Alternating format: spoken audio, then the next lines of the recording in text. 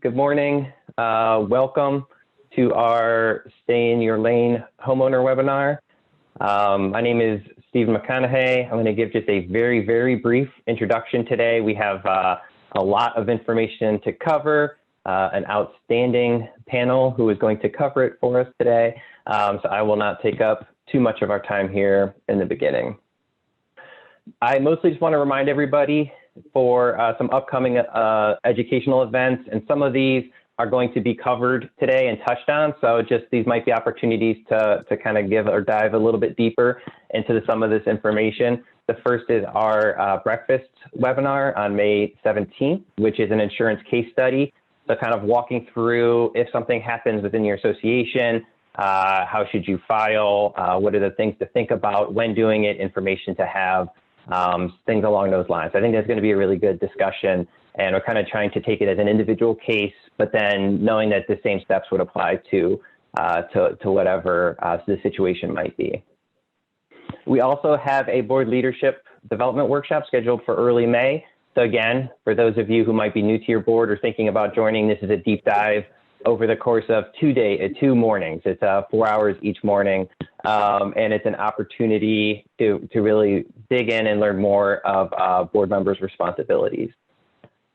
And then we have just 2 homeowner webinars coming up. The first is getting the most out of your professional advisors, and that one will be discussing how to partner and build relationships with your business professionals and advisors within your community. And then also managing your association's reputation. And this obviously is an important one as we're thinking about our various associations and the reputation that they have. So we have a couple really, I think, good webinars coming up. And if anyone's interested, we'll send out more information about those after the event today. So with that, I'm very excited to introduce our panelists today. We have a great group that's going to be walking through a lot of different information for everybody on the call today. First, I'm going to first introduce Krista Bradley. She is the Vice President of Community Association Practices at USI Insurance Services. Krista has more than 14 years of community management experience and also has extensive background in both condominium and homeowner operation services. So Krista has kind of seen a couple of the different lanes that we'll be talking about today with her management experience and now at USI. Also on our panel, we have Kirk Parsons. Kirk has been with ETC, or Engineering and Technical Consultants, for 32 years and specializes in forensic evaluation, cost engineering, design and document preparation, materials testing, and quality control inspection. So Kirk is going to really be able to give us a good perspective from our business partner side of things. Next, we have Mac Staples. Mac is the Senior Vice President at Community Management Corporation, and he has over 20 years of experience and currently manages the Maryland division, which covers approximately 100 HOAs. So in addition, we also have Ellen Troop. Ellen has over 20 years of experience on all aspects of operational litigation issues for associations. Ellen is a partner with Davis, Agnor, Rappaport, and Scully, and she is also the chair of our Expo committee. Joining Ellen to talk about the legal aspects is going to be Kevin Kernan, who is a partner at Whiteford Taylor in Preston. And Kevin also has over 20 years of experience dealing with community associations and the full range of legal issues that they face. Kevin, I'm sure, is a familiar face for some of you, as he's also participated in a couple of our educational sessions already this year. So thank you, Kevin. And then lastly, certainly not least, we have BK Swartwood, who has over 20 years of experience with community management, and BK is at ComSource Management. And BK also serves on the Chesapeake chapter board and serves on numerous committees within the Chesapeake chapter. So again, I'm very excited for our panel today. This is probably going to be one of the strongest that we have all year. Don't tell any of the other presenters who said that, but it's just an outstanding amount of experience and knowledge So I'm looking forward to the presentation and the discussion. Regarding the discussion, we'll start with asking folks to use the chat feature. So let me do that right now to show everybody where that is. So you should, for those of you who aren't familiar as much with Zoom, please use the chat box to ask a question. If we get into where there's a little bit more discussion, then you can unmute or raise your hand if you wanted to ask or follow up on a question. I'll try and keep an eye on the cameras, but the chat is going to be an easy way for us to see questions and be able to kind of address topics as they come up. So please start with that. If we can, because of the size of the group, if we can get to where we can unmute and ask questions, we'll definitely do that to encourage discussion. But there's a lot of content, so I think initially the chat feature will be a great way to start. So with that, I will turn it over to Kevin. Thank you, Steve. Can you hear me, Steve? Just want to make sure. Thank you. I'm not the best in technology, but I'm willing to give it a whirl. Welcome, everybody, and thanks for coming on this beautiful Saturday morning. We've got a wonderful presentation. This is a repeat performance, if you will. This presentation was provided. I know it was pre-COVID, and I know my partner, Chad Toms, was a big part of it. I'm Chad's understudy, because Chad couldn't make it this year, and I'm happy to be part of it. We find it to be beneficial to board members and prospective board members, because we think it gives you just a better feel, a more confidence about what you're doing, what you're expected to do. And it makes people feel, if you will, more relaxed about actually volunteering for this position, which they really didn't understand what they were getting into. So we are here to help you understand. The agenda is up on the screen, and we talk about lanes and roles, and the responsibilities and relationships of these 5 bullet points below. The board, your relationship with each other, your relationship with the manager, and of course, you're there to represent the residents. So what is the relationship and your responsibilities towards them? We'll be looking into all of those 3, as well as your business partners, your vendors. What is your responsibility in contracting with them? And then we're going to finish off with looking at officers versus directors. We'll talk about communications next, the do's and don'ts, what we'd like you to say, what we'd like you to avoid, and the conduct that goes along with it. And then, of course, we'll talk about community governance, most importantly, the code of ethics. And we will go from, let me start off with the first agenda item and talking about the board of directors, which would include the roles, responsibilities, and relationships. What are the functions of the board? Okay, and that tool on the right there is brand new as of this morning. I appreciate that, Steve. It's and it gives you a good illustration of how do you all how does this all work together, really, and what are the functions that you have? You're multifunction, multi-purpose. I did get one of those tools for Christmas one year, and I think I lost it by January, but I did get good use out of it. I just can't remember what they're called. If anyone could put it in the chat, that may be helpful. So the board functions. Okay, yeah, you're to represent the community. Okay, you are the mouthpiece.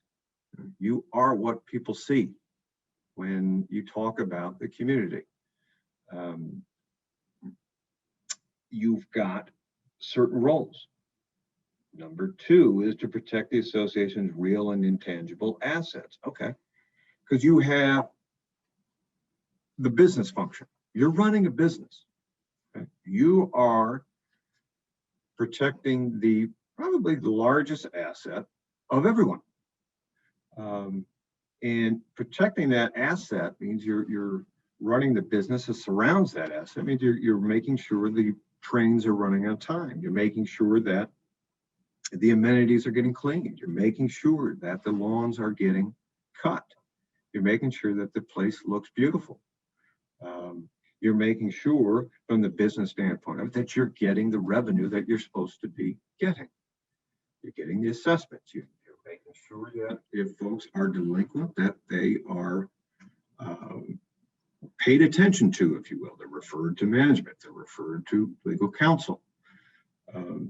And you are looking over budgets, making sure that you know what the expenses are and making decisions. Are we going to raise the assessments 1%, 2%, what have you? Or do we need a special assessment? You're running a business, and that really is one of your important functions.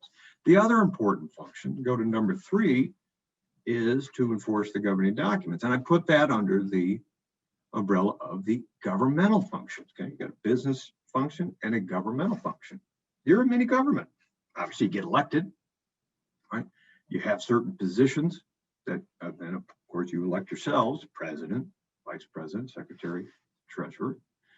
And you've got to allow folks due process in this quasi-government setting that you've set up. And that means when you're enforcing the government documents, you've got to give folks due process, a fair chance to disagree with the board or explain to the board why they feel that they're not in violation.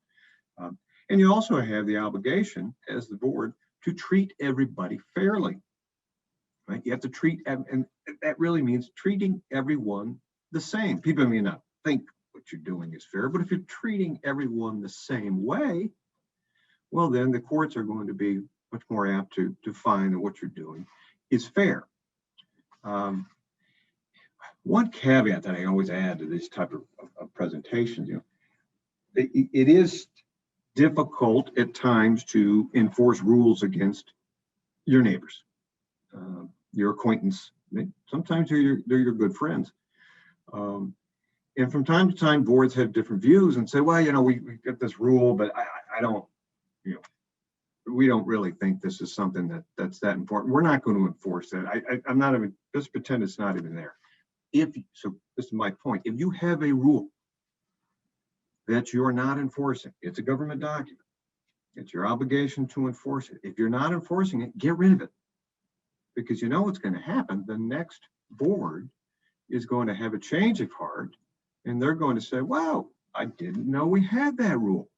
And we're going to start enforcing it against folks. And then those who are being enforced against are going to say, wait a minute, you didn't do it when he did what I was doing. There must be something about me that you don't like. So you've just bought yourself a discrimination claim. So just special note, let's get rid of rules that we're not enforcing, because we got to be fair to everybody over the years.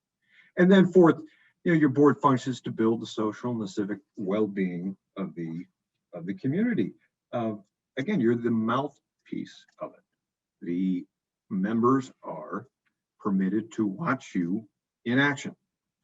You're not supposed to have secret meetings. You're supposed to have open meetings, and you're going to discuss things. I think it's very important from the civic well-being of the community to make sure that there isn't any, or minimize the infighting, of course, and keep the civility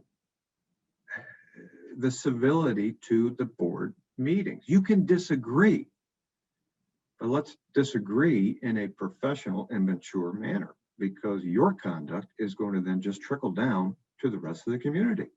And that's something we just don't want to see. All right, there's the board's functions.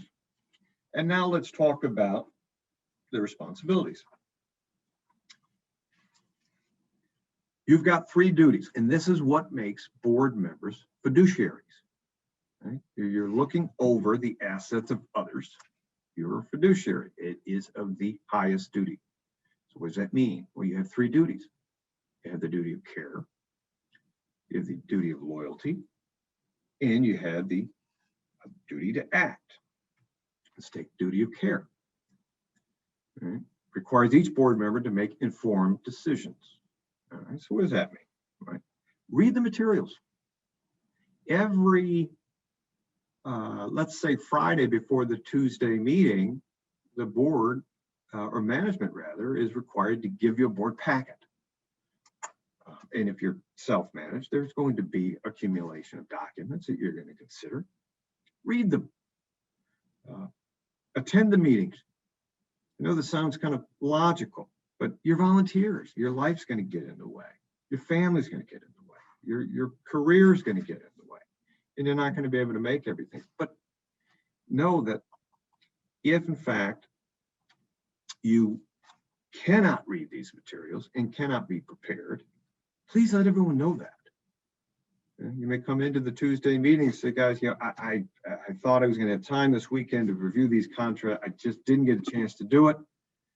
Don't go in there and pretend that you did it, because you're embarrassed that you didn't, you know, live up to your word and review all of this stuff. You've got the duty, fiduciary duty, to let folks know you don't know enough about contract to vote on it. Or maybe you need some extra time at the meeting. Can anyone answer certain questions I would have about X, Y, and Z? Don't just go, yeah, a motion to approve. Yep. Yeah, that's good. Let's get that off then. That's not exercising duty of care. Same thing with attendance. Some years are better than others. You know, maybe it's one year, you know, take it, family matter, illness, and it's just not your year to attend these meetings. You just can't get, then just resign. It's not as if you can't run for the board again or get appointed to the board again. But if you don't have the time to do it now for the numerous reasons, it's best, based on your duty as a fiduciary, to step down. Let someone else do it. Duty of loyalty. Quickly, you find that more when you have corporate board of directors who may be sitting on two different boards, but it, as you see, the definition requires each board member to act fairly and in good faith for the benefit of the community association. If you know that there was a contract or a vendor that would benefit the association, you have the obligation to bring that forward to the association. Or if you know of a government county tax benefit that you might be eligible for, you have an obligation, share that with the association, let them investigate it. And then you have the duty to act, of course, right? But you have to confirm, and you read along with me, that it's within the scope of the authority that requires the board members to know exactly, to know their powers exactly. I have underlined the word exactly. Well, you're not supposed to sit up at night and study these governing documents and know exactly what they say and then interpret them precisely and know exactly what your powers are. That's not what we really are trying to aim here.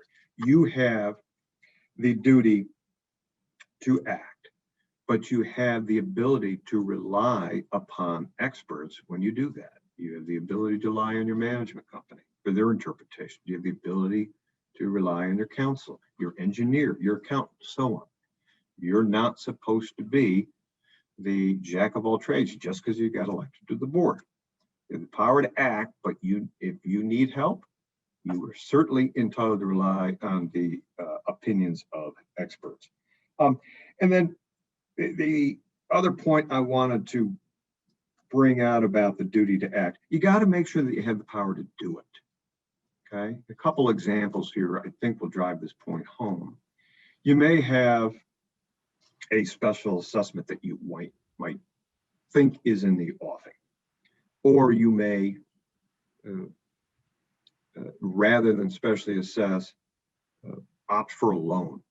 It's a popular thing with associations, especially now. I mean, money's cheap, but you have to know, as a board, do you have the ability on behalf of the association to make that commitment? Or do you have the obligation, based on the governing documents, to go back to the association membership and get a vote and get the 2/3 majority or the 51%? Same thing with a capital improvement.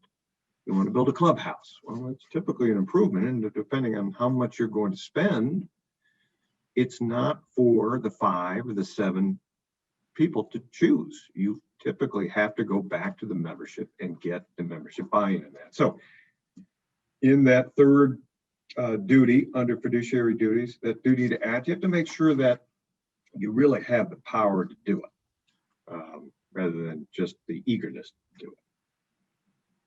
All right, let's go on to the next slide, the board's responsibility. I'm getting thirsty here from talking all the time. Ellen, you want to take over from here? Certainly. Thanks, Kevin. So along the lines, as Kevin was talking about the duty of care and what the board members individually have to do, one way you as a board member can further enhance and comply with that duty of care is to work with all the professionals that are out and about for your community. The board, of course, is the first and core nexus, but reach out to your manager.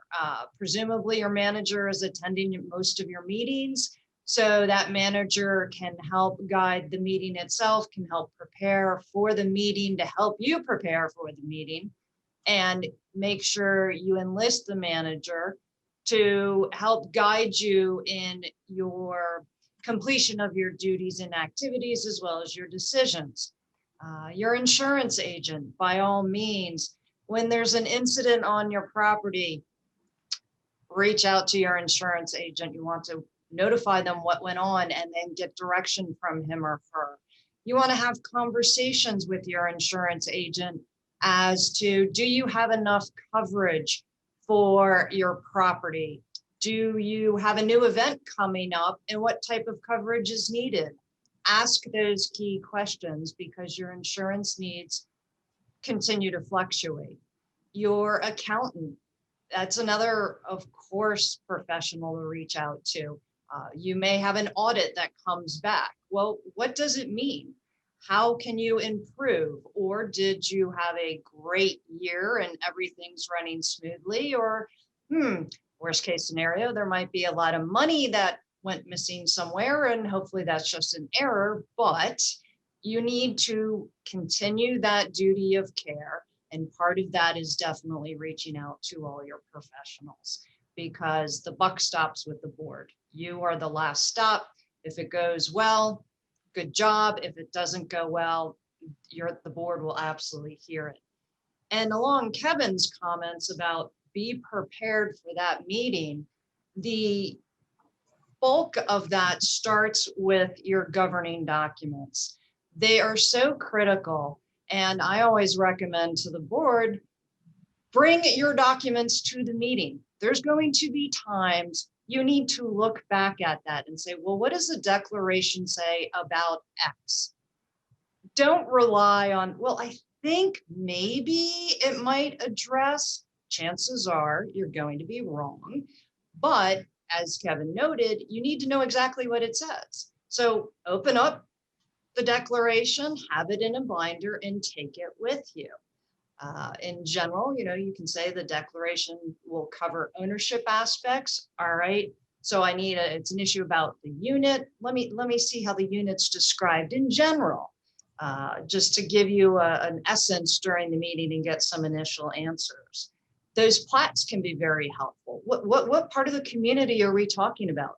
The northeast corner, as everybody knows, pictures tell 1,000 words. So that can help be very productive for you in your own meetings. The bylaws, again, as what was mentioned, whose responsibility is it to really follow up on a decision of the board? Well, you can probably find a little bit of that guidance back in your bylaws as to, the president should be handling this. But the treasurer should be handling that. So keep that in mind, because all of those documents are helpful. Bring them to the meetings and work from there. We'll get into, yes. This is BK. I would just, in what you're covering right here, I would also encourage the boards to stay in your own lane. If you don't understand, consult with your professionals. That's why you have a CPA, an attorney, an insurance agent, and a manager. If you don't understand, please ask your professionals, and they will help you to stay in that lane that you're negotiating. Right, because that is critical. By all means, you you need to know those, literally what you see before you is little boxes. And, the attorney has his or her bubble of work, the insurance agent, the manager, and the board. And there's a little bit of fingerlings that go out in touch and make those connections all between, but there definitely are boxes of performance. And one thing that frequently comes up, we all deal with them, when you're dealing with those contracts, that scope that you're trying to describe, that is another level of what your box of performance is. From the contractor's point of view, the landscaper is supposed to come out and mow twice a month. Okay, that is a box, that's the lane, that's the expectations, and you want to make sure that all of that blends together, and helping to keep in mind who's handling what project and piece will help the board travel smoothly, shall we say. BK, did you have anything else to add to this? The only other thing that I was thinking was when you were just talking about the contracts, the more clear your direction to your contractors are, that you get spelled out in that contract you're going to sign, the easier your tasks will be to keep your contractors moving forward. And when those contracts come to you in your board package, just because somebody's going to charge $100 and somebody else is charging $500, the cheapest is not always where you're segueing with that. You got to look at what you asked for, make sure you got apples to apples, oranges to oranges. And if you don't understand, do not be afraid to reach out to your professional so they can help you through those specifics. And especially in contracting, these days, a lot of us are dinging on those insurance agents and our attorneys because with COVID, there's a lot of other things involved with contract these days. So I can't stress enough, make sure you use your professionals to help the board be responsible when they're negotiating the lane of being a director. Great. Well, I will be responsible and go ahead and pass this slide on because my box has concluded for the moment. In order to engage professionals, you can hire a professional management company. There's my segue into this particular slide. Obviously, before we get into specific reasons for partnering with a professional management company, I would explain that my personal stance is that it's always a good idea. Bullet number 1 here says that size of the community association is a factor in terms of whether or not you'd want to engage a professional management company. We manage some communities that are 17 homes, 23 homes, and all they want is a separate set of eyes on their financial well-being. So they're a financial only contract.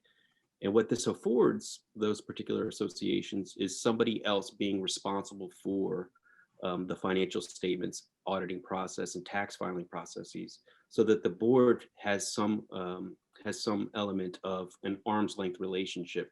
They could supervise, make policy, but they're also protected because the liability for those particular actions falls onto the management company. So there's a protection there, even if you're small. So I might argue point number 1 a little bit.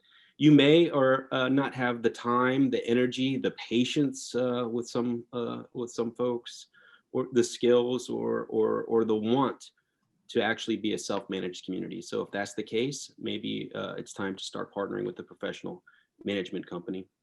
Developer transition is a big one where we see a lot of communities that try to do it themselves trip up. There are points on the calendar that need to be hit with specific sales ratios and notification requirements that are important in order for developer transition to homeowner control board happen effectively.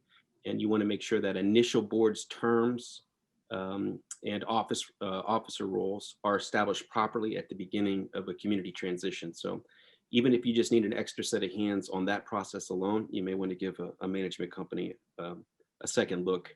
This 4th bullet point is huge. We have, as I mentioned, some small clients, but we also have some really huge clients that support site staff. And as a volunteer board member, my experience shows that those folks don't necessarily want to be in the human resources business. They don't necessarily want to be in the position where they have to reprimand or reward or write up or hire or fire employees for the site. It's time consuming. There are liability pitfalls. And then there's an emotional aspect to it as well, because this is your community, this is where you live, it's your home, and this person's sitting in the middle of it making decisions. You might want a buffer there, somebody else to be the good guy or the bad guy in terms of staffing decisions. If a community is that large and requires more than one person or more, you may want to give a professional management company a look for the sole purpose of managing the staff on site, so that you don't have to. I also wanted to note two additional points that Kevin mentioned and kind of piggyback off of. Kevin made a good point in that, as an association leader, you don't necessarily want to be in a position where you're the bad guy, where there's a guy that's or a homeowner that's breaking a rule or not following one of your architectural standards. Do you as a volunteer want to be the person that has to go and enforce that particular rule? You could be friends, as Kevin noted, or neighbors. And in that transaction, there's inherent conflict. Why not hand that off to somebody else to be the bad guy, to help you enforce those rules consistently?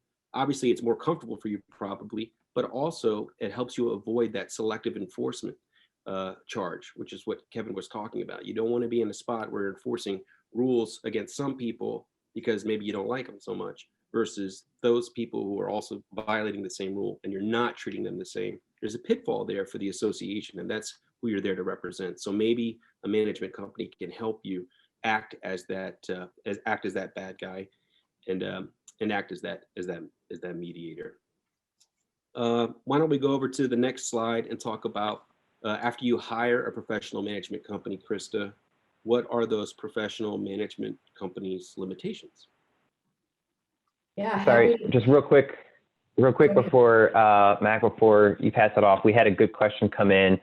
And the question is, if there is staff, do you prefer the staff to be employees of the association or the management company when you're talking about the human resources side? Personally, I prefer the employees of the management. And there's the primary driving force for me there is, and we get into this a little bit later, is you'll see that a big part of at least our role, the management company's role in managing the associations, there's a large relationship component. In order to effectively partner with an association, I think you need to have a strong relationship. It's either a mutual respecting or it's something more than that. And when you have those relationships, there are times where somebody could be completely competent at their job, good at their job, well-intentioned, well-trained, but there's a personality conflict between the association's representatives and the staff member. Now, if the association was the employer, you would have to invent some ways to part ways with that particular relationship if you were the direct employer. Where I think we come in and we offer some relief from that, or alternatives for that is, hey, we just don't think it's a good fit. Can we shift this person out and bring in a new face? And that protects you from having to have that conversation. It keeps us an employee that's competent at their job, and we're just talking about making a personality mesh better with a particular site. I think if they're a management company employee, you get a little bit more flexibility there in terms of transition. Hey, Matt, can I just point out too, and I completely agree with you. I believe from a legal standpoint, there should be management company employees because, again, you're a board member, you're volunteers. You don't need that extra work. You don't need the responsibility of doing performance reviews, of handling requests for accommodations from the employees, of tracking time, of making sure that the Fair Labor Standards Act is lived up to. That is something that involves some expertise. You're not expected to have it, and you really should rely on your management company to provide you with that service. It's not to say that you're still not in control. If you're not happy with your management company employee, your contracts are written in a way that you still have the control to say, no more. We want someone else in here. So you're not losing control. You're really just creating a buffer and protecting yourself by allowing them to be management company employees. That's all for me. Great. Thank you. That's a great segue to my next slide. And so I just want to extend that same conversation 1 point further. I'm all in favor of you transferring as much liability as possible. So when you have a professional management company engaged, obviously you're transferring that employment liability, as Mac and Kevin have already discussed, to the management company and away from the association. So that's my shtick there. So professional management limitations. There's a lot of hats that community managers wear, as I'm sure BK will confirm and Mac will confirm. But there's some that just are best worn by the board for a variety of reasons. What managers should not be required, nor should they be expected to do. I'm just going to preface all the notes on this slide with this. The board sets the policies and procedures of the association, and management is there to implement them. Okay. The board is the ultimate decision maker for the community. The manager's role is to provide the board with the adequate and more than sufficient homework for the board to make the best business decision on behalf of their community. That is this slide in a nutshell. I will just go through a couple of these points. Obviously, your governing documents assign certain responsibilities just to the board of directors, not to the management or the community manager. Signing checks over a set amount without authorization. If you're engaged with a third-party management company, you probably have a provision in that management agreement that you and the management company have agreed to, saying, okay, management can write a check for up to this limit. Anything over has to have board approval. That's a very great practice to have. I know when I was a manager, it was not unusual for owners to come to me and say, hey, I was late paying my assessment this month. Can you please waive the late fee? I probably didn't have the authority to waive that late fee. All right, because that authority rests with the board. This happens a lot.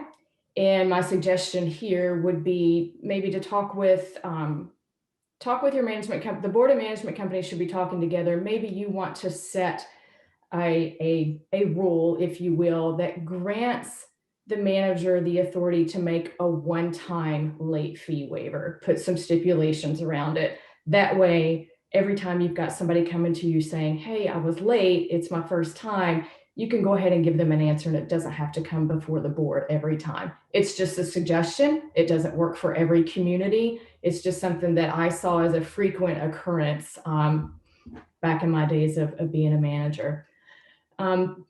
Yes, the management company should assist with the annual audit. There's a lot of documentation. There's a lot of communication that's going to go back and forth between the auditor and the management company. You know, that annual audit is as much an audit of the management company as it is the association. All right. And the list goes on. I mean, the board has the final authority in hiring or terminating contractors. That does not reside with the manager. And then the last two bullet points, of course, the filing of a lien and dispensing legal advice.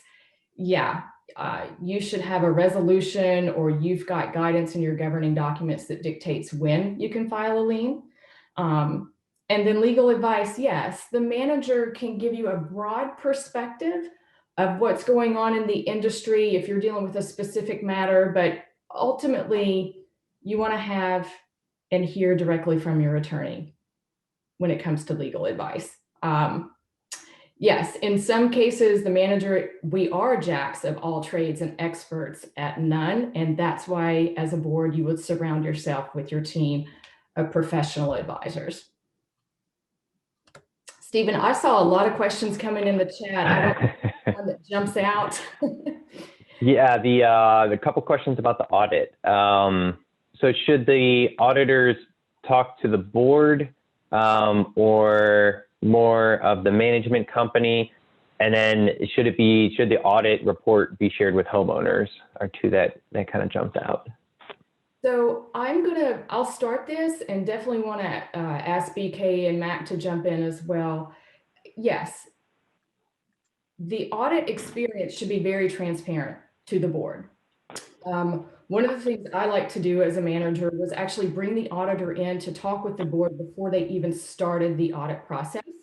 I think that's very useful, especially if you are a first-time board member or perhaps just need a refresher in how that audit process works and learn more about what they are going to be looking at during that audit.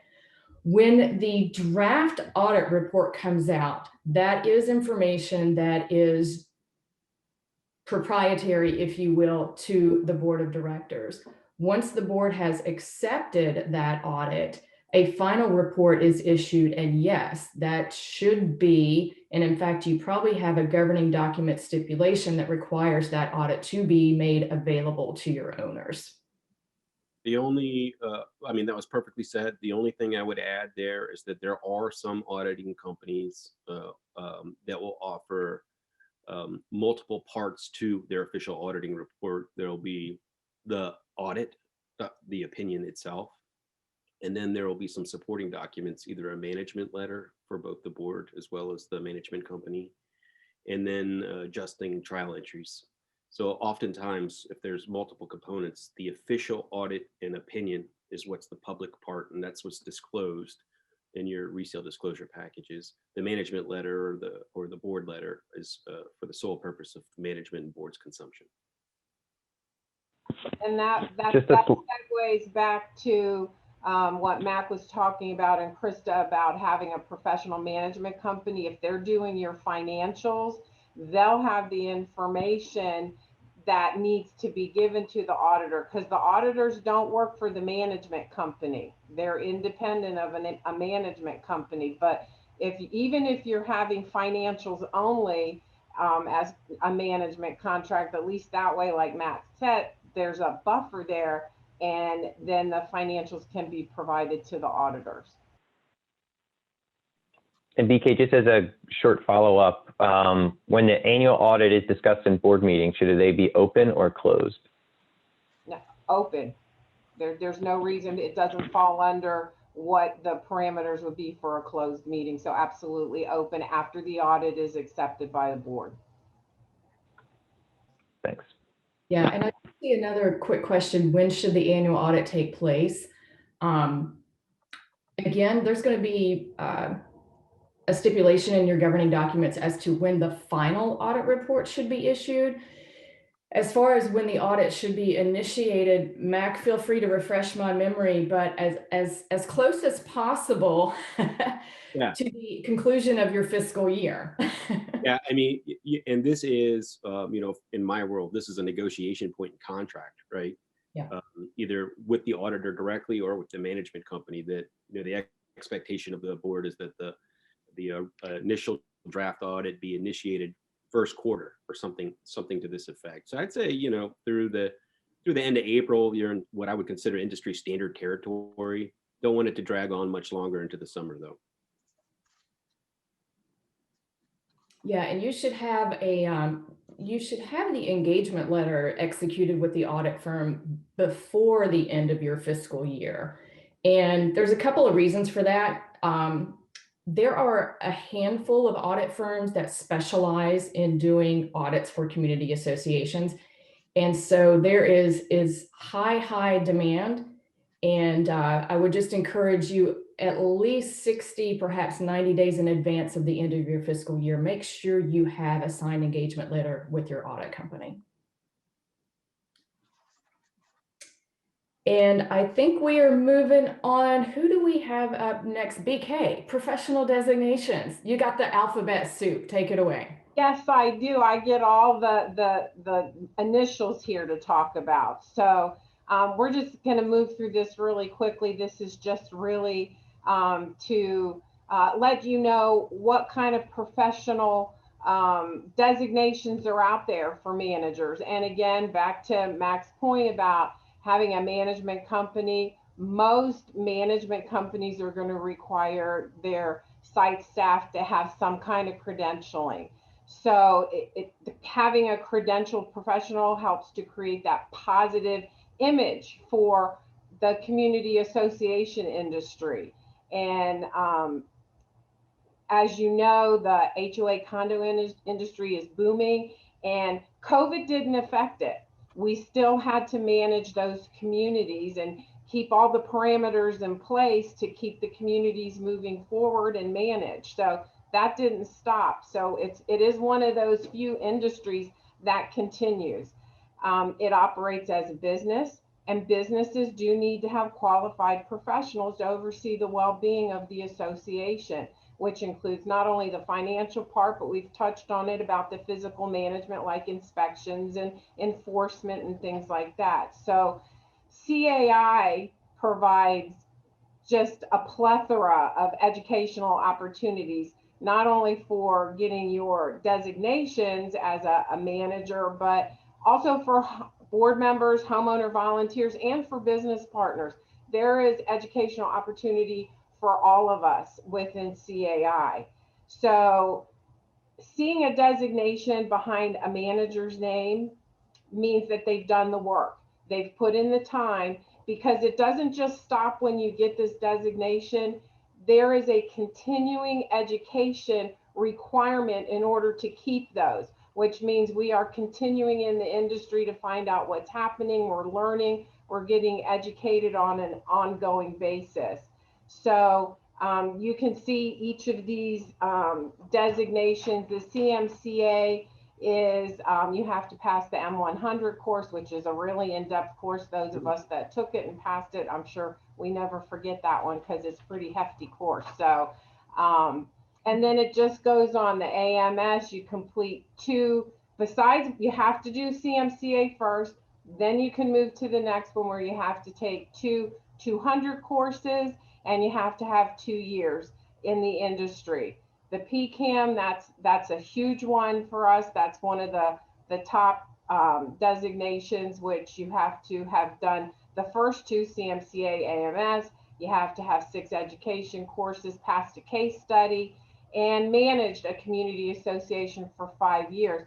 Again, all of these have an element of continuing education. So it doesn't just stop when you get this. In order to re-up your designation, each of these require different educational elements. So it keeps going. And then the LSM, that is the large scale manager. And again, all of these things come before it. I will say there's also an element in here where they want to see that the managers are involved in the CAI Community Association Institute, which is where we get a lot of our educational training. So, and then the last one, the AAMC, that is actually a designation that a lot of the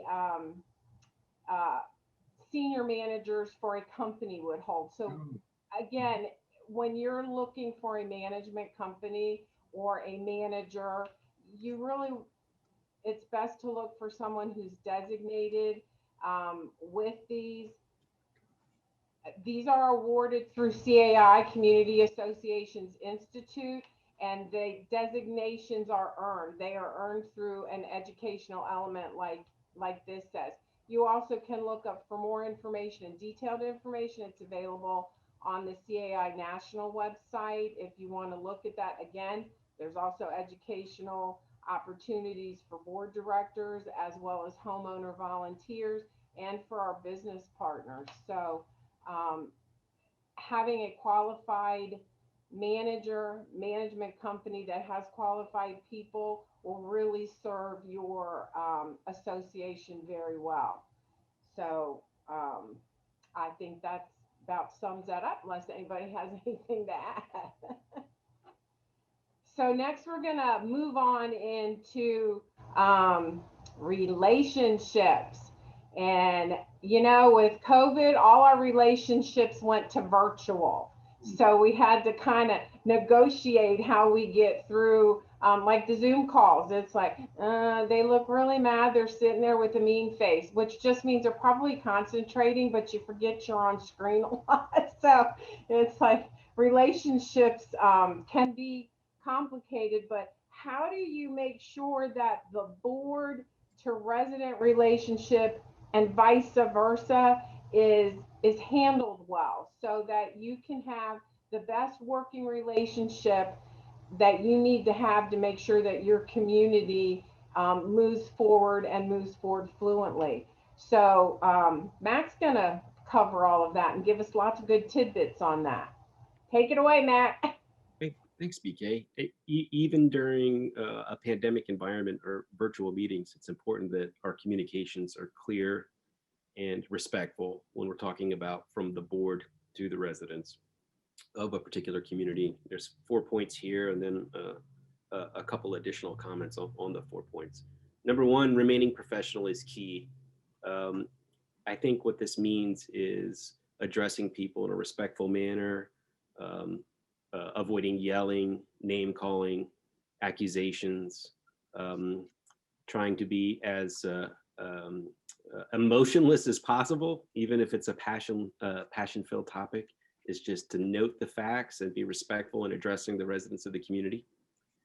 Communication policy, I think, is extremely important, and it looks very different for different communities. But all I mean by developing a communication policy is a method which the board predetermines or pre-agrees the methods by which they're going to actually communicate with the community and on what frequency.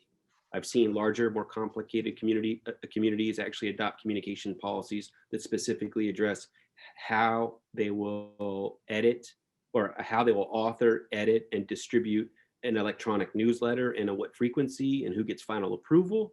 You could get to that level of detail, or it could be something as simple as we will distribute an update monthly, and the following 2 people will get the final editing authority. My point being is that there's a consistent application by which the board is consistently communicating with the homeowners in order to give them updated information about the association's governance. A communication policy is a really helpful tool. A resident forum policy, when specifically dealing with residents, I think is really important. I think it helps. I think it helps board burnout. I think it could help manager burnout. But it also gives the opportunity for homeowners, which I think is extremely important on this slide, a sense that they're being heard, a feeling that their input is being heard and at least being addressed in some manner or on the record in some manner. And what I mean by resident forum policy is some sort of method by which people formally indicate the wish to address the board. Preferably, the way we do it is preferably before the meeting's called to order, and there's sign in, and do you wish to address the board? Yes. And you put some sort of time limit on the resident forum portion, 3 minutes per speaker, 5 minutes per speaker, something along these lines. What this does is help contain the resident forum to an orderly, specific section of the meeting, so that the board isn't in a position where they feel like they have to go back and forth with somebody on a specific topic that maybe they're passionate about. Additionally, this could be spell out that the board, all the board has to do is hear this information from the resident during resident forum. That doesn't mean that they have to solve it now or give you a direct response right now. It's thank you for addressing us in resident forum. Your concerns are noted, and we move down the list. This I think helps prevent any major blowups in a meeting, assuming everybody follows the rules. And it also gives the residents the expectation when they walk into the meeting. It's like, okay, I'm going to have my time to say what I'm going to say, and it's going to happen at this section, and I know I can make my point in 3 minutes. So it sets a level playing field, and the resident has the opportunity to be heard. And lastly, yes, ma'am. On that point, I would also say, let them have their 3 minutes. Don't interrupt them. Don't try and argue your view or your opinion. Let them have their time, because it is their time. And to Mac's point, you don't have to solve it in that second. Just let them have their time. Sometimes people just want to come and purge for 3 minutes. Let them do it. Say thank you so much and move on, and get back with them at another time. Right, and some of those really passionate ones can say, well, let us consult with our attorney and we'll come back to you in writing. But whatever the case may be, there's a method by which people are communicating and it's formalized. And lastly, I think as a protection for the board would be recommending that electronic communications are routed through a management designee.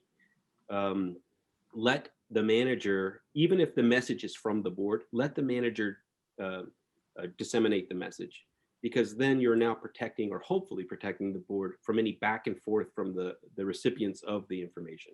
Let the manager field those questions.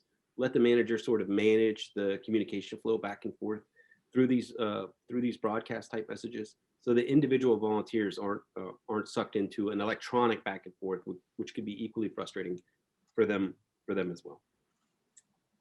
Let's go ahead and move forward a slide and talk about, in the event that there's a dispute between two owners. EK, take it away. And we did have a question.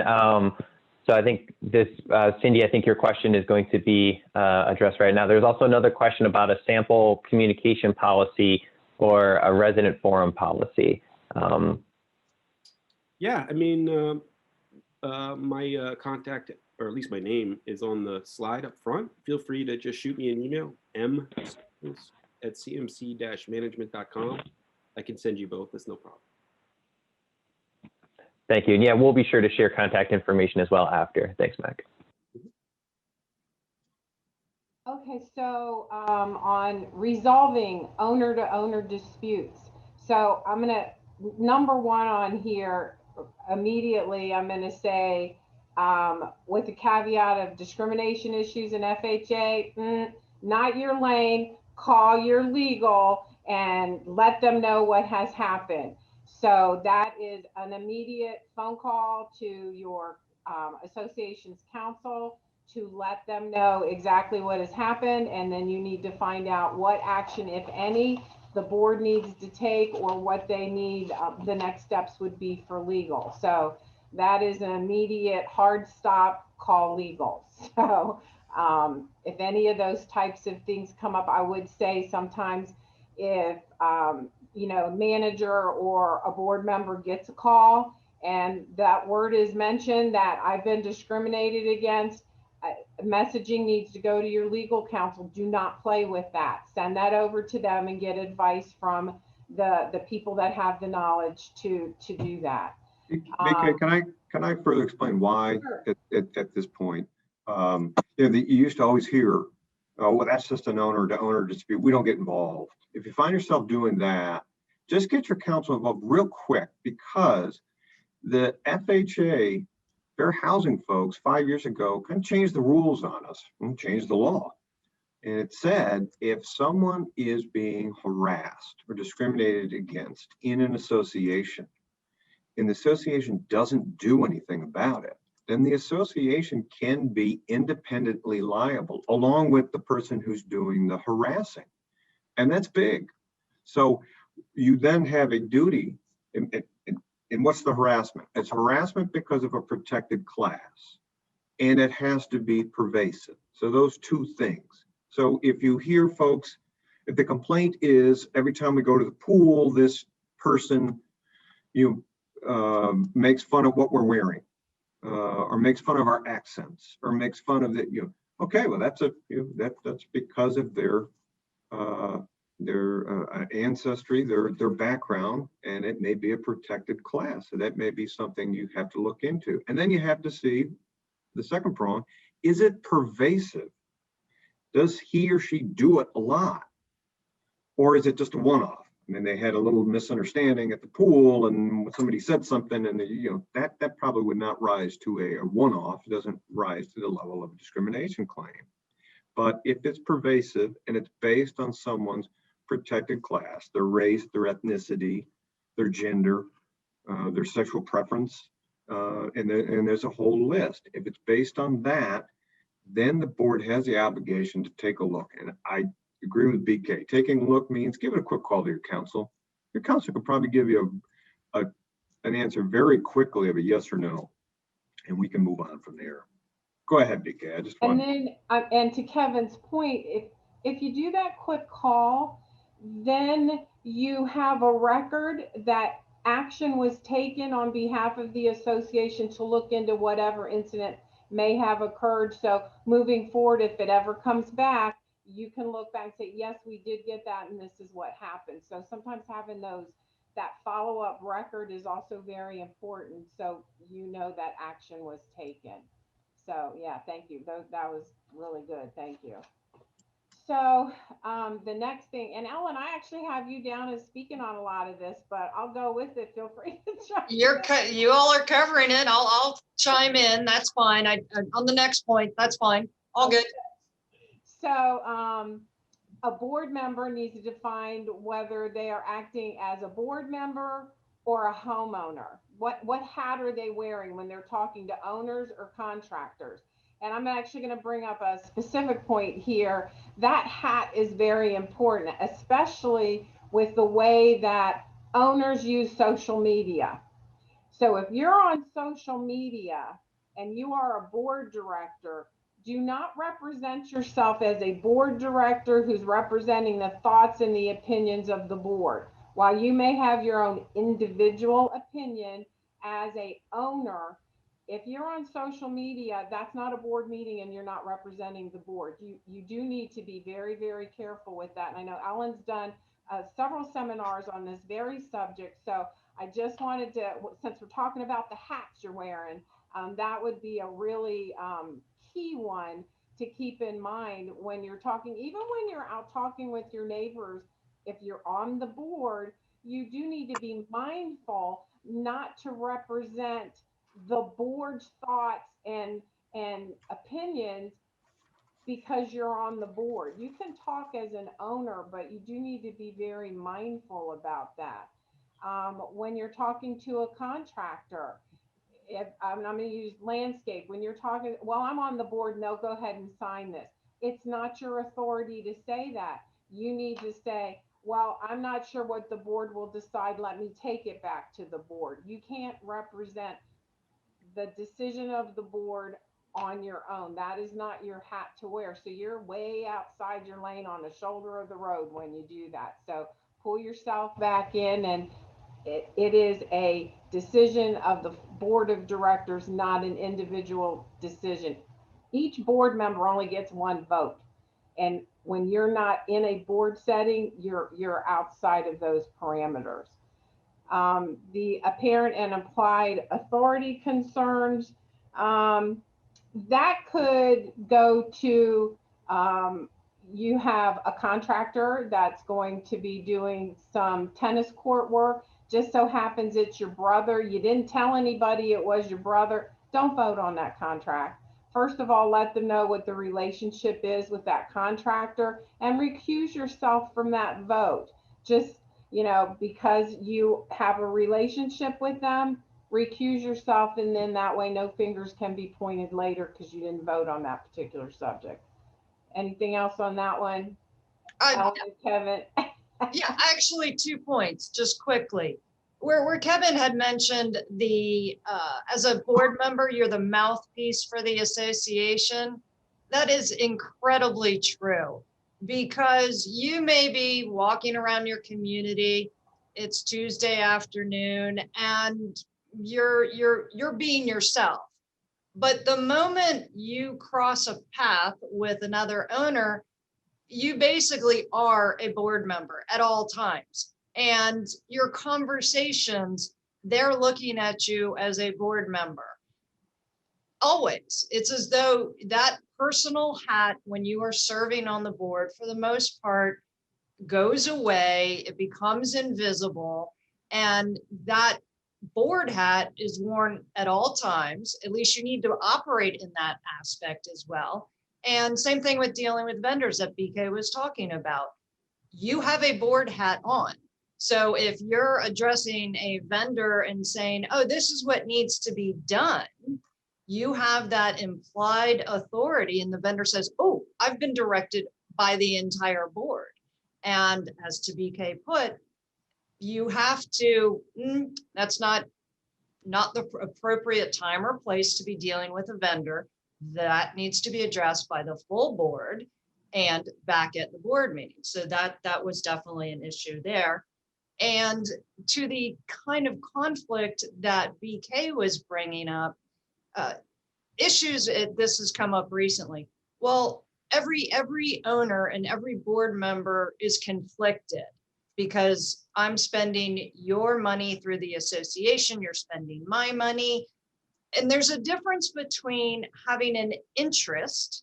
Every single owner has an interest in the outcome of decisions, but the conflict is a much higher level that you need to be able to identify. That conflict comes up when it's an incompatible situation, that it's your brother who's doing that tennis court.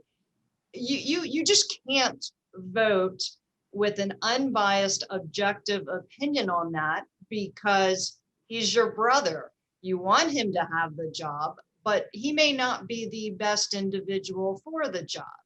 You can't have it both ways. It's incompatible. Prime example of where you do need to back out of that to avoid the conflict of interest. So we actually have a couple questions in the chat, and this goes to, especially with the hat that the board directors wear. So it says, what do you do when board members post board specific information, emails between management company, board, between the contractors on social media, especially when accusations are being made? Well, let's go back to the expo and go through the entire presentation. But for short aspects, I mean, my response to the board members who take that board information and post it on social media, chances are a couple aspects. It's probably inappropriate. It probably was not approved by the entire board. It makes the board do so much more work when you have to address that board member and say, please stop posting business, again, association business information on Facebook, on Twitter. If you want to post such information, it needs to come through the board. And if the board has a newsletter, send it that way. If the board has its own website, send it there. Those postings by an individual board member about association business on social media, there's so many layers of problems that get created, and it triplicates at least the work for the board as well as management, and it confuses your owners. Oh, well, I'm supposed to get notification about this board meeting on Facebook. No, that's so there's an awful lot that we unfortunately can't cover today, but the essence is those posts are not a good idea and not good for the association. And Yeah. your official record of what the board does or doesn't do is your meeting minutes. So you should always refer people back to the meeting minutes. And I get that, you know, when accusations are being made, I'm just gonna tell you like it is. Board directors have to have thick skin, and they need to let a lot of things roll off their shoulders because you are about the business of the association, and the meeting minutes are the official record. So try very hard to point people back to the meeting minutes. And to Mac's point, the communication policy is excellent to have, because then you can push information out maybe from the committees and things people are working out through those other communication vehicles. And just so I'm in my lane here, just letting the panel know we have about 50 minutes left as far as the presentation, and just so we are all aware of time.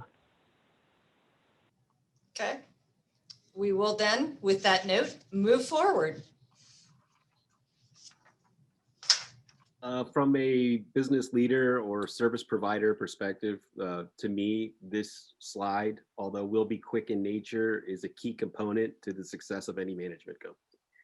How homeowners association members, how homeowners perceive the management company is directly related to how they've been treated by the person that they're interfacing with or communicating with directly. That could be a site manager, portfolio manager, customer service representative. So that manager or management company to resident communication, that relationship needs to be healthy in order for the service to be perceived as of value to the association. So if we could forward one slide, you're going to see that what we're preaching. Oh, no, I'll just talk on it. We're going to preach the 4 major points that that we're encouraging the board, how they communicate with residents. We're encouraging the managers to communicate with the residents the same way, which is keep them professional, even if you're being accused and name called every which way but Sunday. Got to keep our communications outward professional. We are to be adhering to an adopted communication policy, just as we're advising the board. The manager should be doing the same. We should be adhering to the resident forum policy during meetings, just as we're advising the board. We should be doing the same. This is not the time for the manager to jump in and defend themselves against meeting accusations, right? This is, your concerns are heard, and we'll come back to you in writing. And last but not least, from, again, a service provider perspective, communications outward to residents need to be timely. One of the biggest knocks from homeowner members is, I emailed you on Tuesday and I didn't hear back until Friday. Not good. We need a 24, 48 hour, whatever your company policy response time, so that, again, the homeowners feel heard and responded to. Timely communications is really important in that manager to resident relationship. There's also another level, if we advance a slide, of communication, and that is the communication between the association, the management company, and their business partners. And Krista is uniquely qualified to talk on this slide because of the multiple hats she's worn through her career. So Krista, take it away. Thank you, Mac. Yeah, I'm going to be brief because there's one person on our panel that has not had the chance to bless you with his conversations today. So Kirk has the next slide, but yeah, the role of the business partners. Again, I like to take a 35,000 level view of everything. These are the folks that are your professional network, and you want to develop partnerships and hopefully lasting partnerships with each of your professional advisors and your service providers.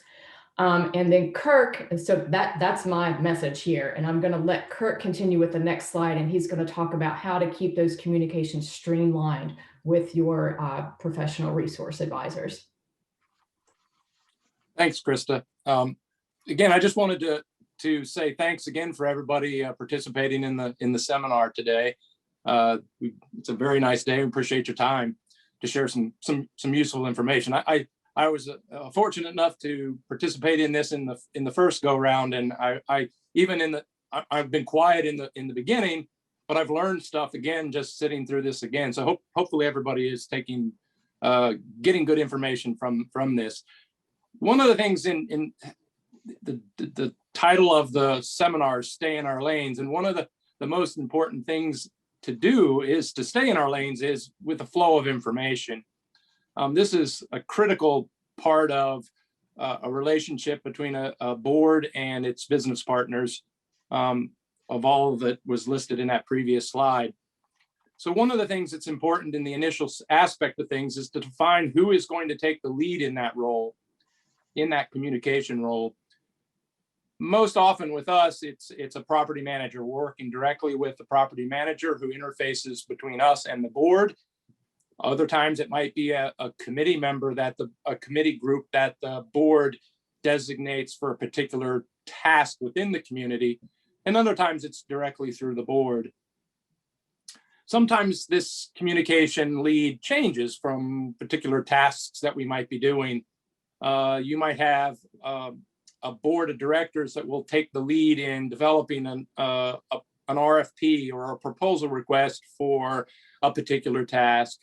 Then once that is awarded, then you might have a property manager will handle the actual implementation of that task.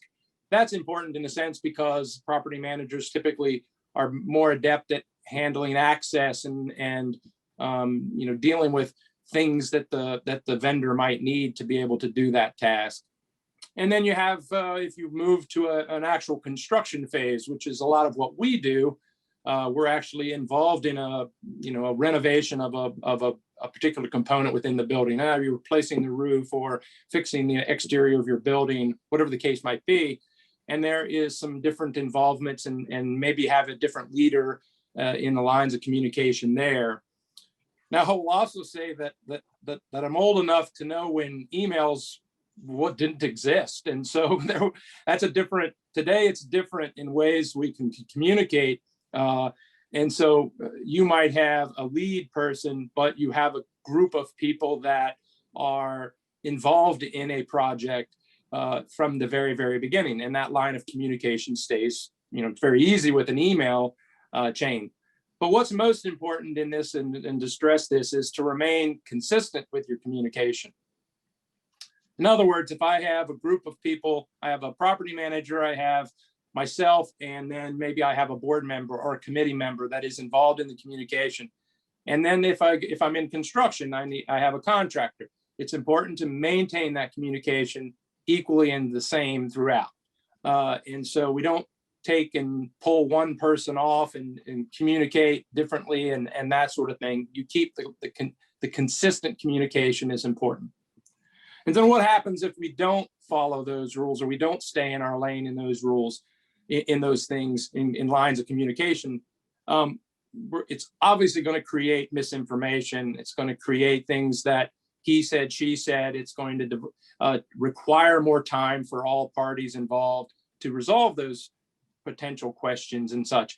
It's human nature. I've been involved in projects where we work most directly with the property manager on a project, and a board member contacts us and says, hey, what about this? Has a question, what about that? Human nature tells us you want to answer that question. You want to be the one to resolve their question, to answer it, to be the one to help them in that process. But it's really tough to do that and maintain that communication line. So you're following that stay in our lane process.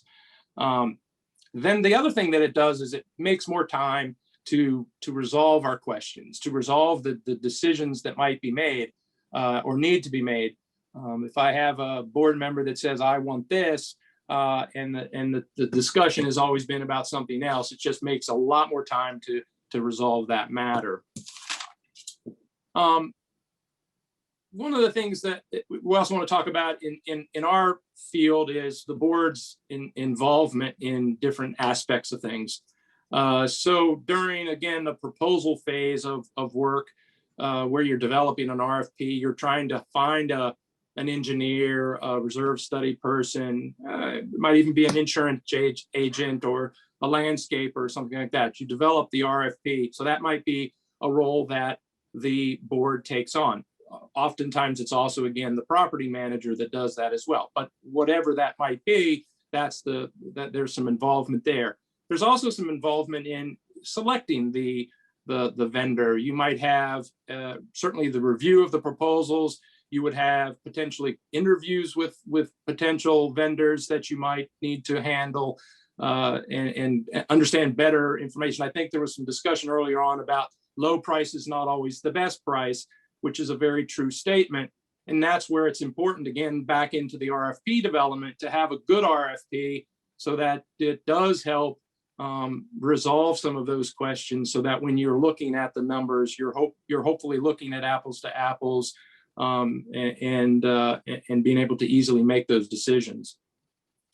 Another thing, again, talking about the actual task. So if we're doing an investigation on a building that has a particular problem, there is some roles that the board has to assist in giving information, sharing information. What is the history of the potential problem that exists? And so it's invaluable to help the vendor evaluate the condition, be able to formulate what the source of the issue is and what needs to be done. Maybe what you have done in the past to help address those issues.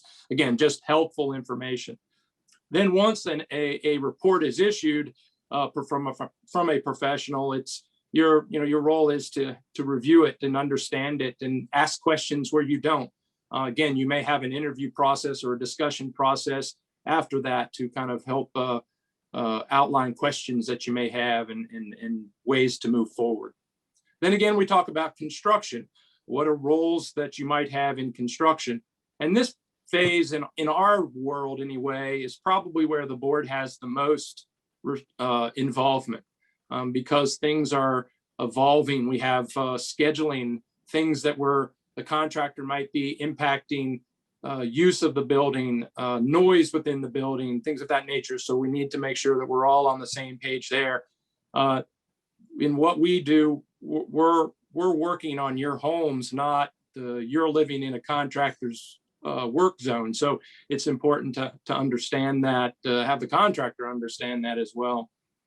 Then we have progress meetings that might be held on a project, and it's important to kind of be involved in that. Again, sometimes it's solely the management team that handles this, but oftentimes there is a committee member or a board member that is heavily involved in that, and it's again important to do that.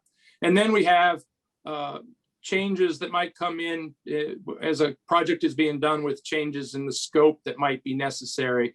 That dreaded change order word that we use from time to time. They are necessary at times. We want to try to avoid them where necessary, but it's important for timely decisions to be made on those. So having an involvement through the beginning of the project is helpful to be able to kind of evaluate those changes.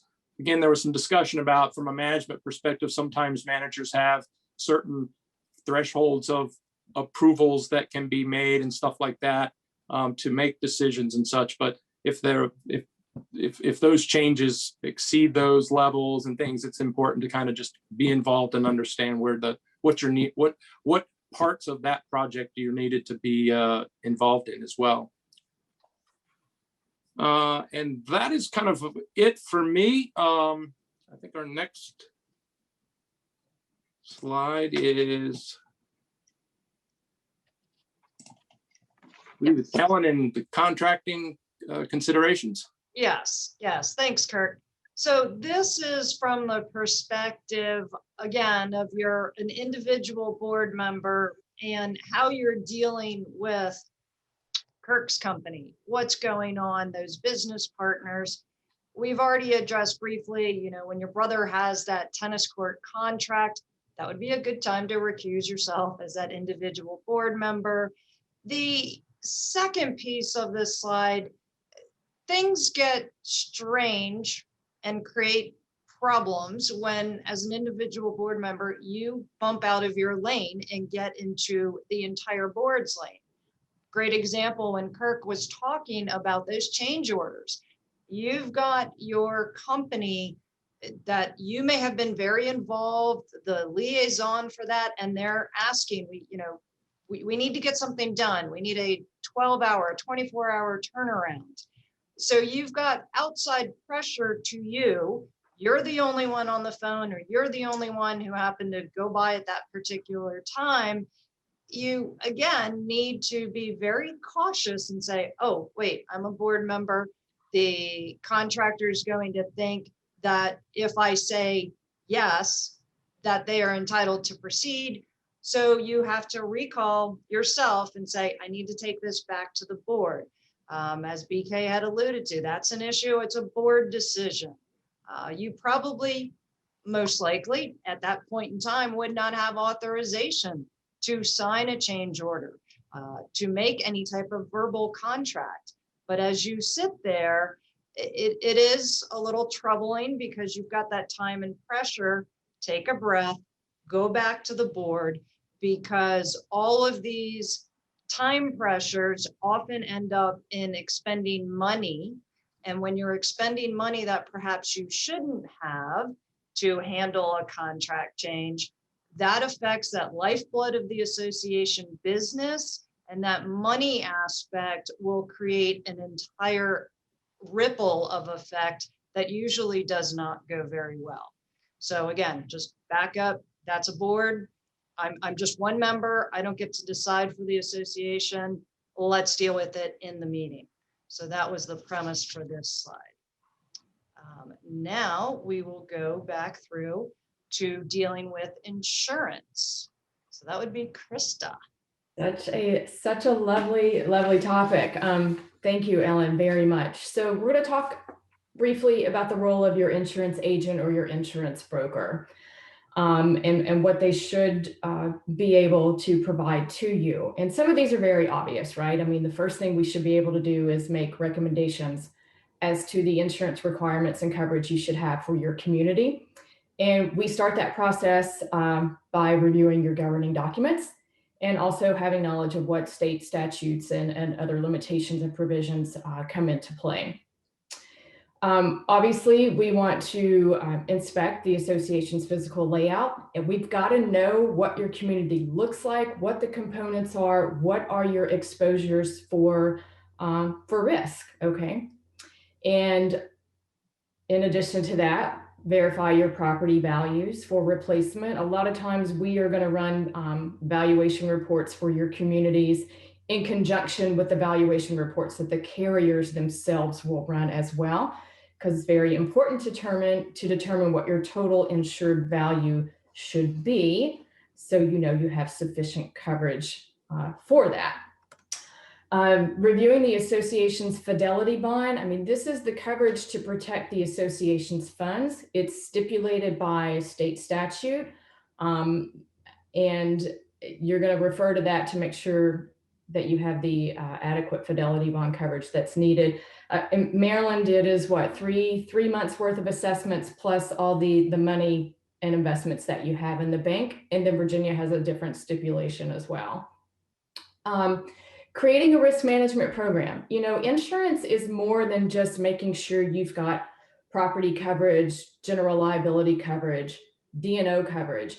It's really about taking a comprehensive approach to developing a solid and sufficient risk management program for your community. And that includes you know, taking a look at your routine service contracts. That's one of the things that a insurance broker should be able to do for you.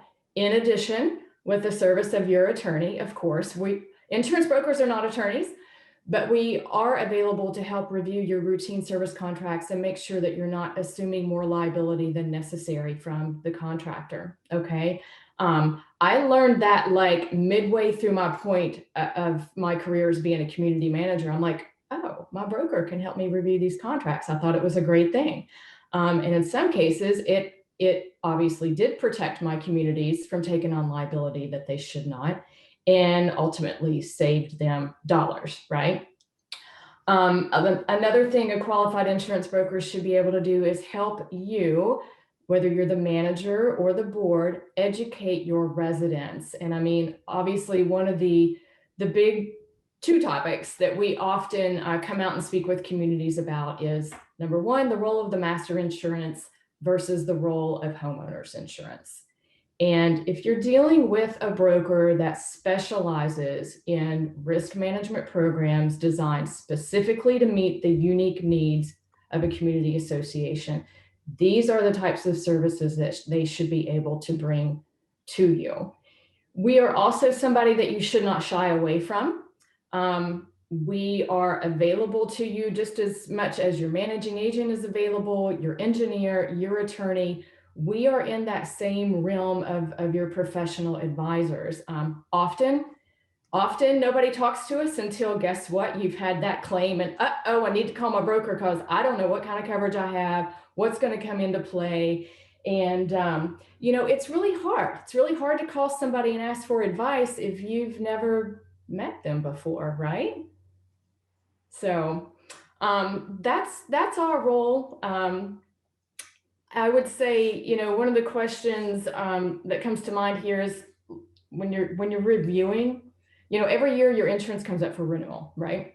And a lot of times it's one of those things that it hits your plate at the last minute, and there's a variety of reasons for that. And I could do a whole nother presentation on that. But when you're reviewing your quotes for your renewal, I would strongly encourage you to take the time and have a conversation with your broker so they can help you walk through that renewal process. And I think Ellen or Kevin alluded to this earlier, maybe BK. your exposures may evolve.